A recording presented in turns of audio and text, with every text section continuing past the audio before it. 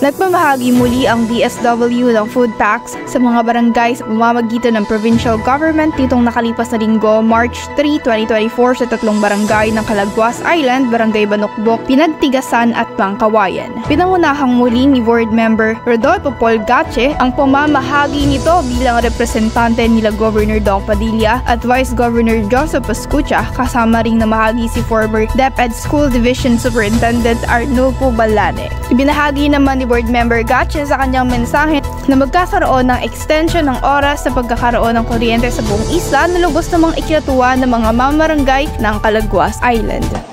At request po kami sa Napocom at sa Canoreto na dagdagan ang oras ng pag-operate sa tuya pong generator.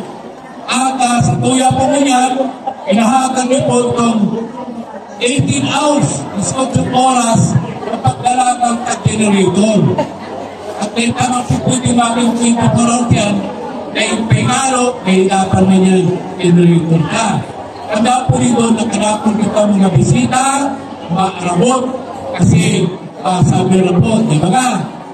At yan po mo yan ay sa susunod ng mga araw, yan po mo yan ay magdadalaga ng 16 hours.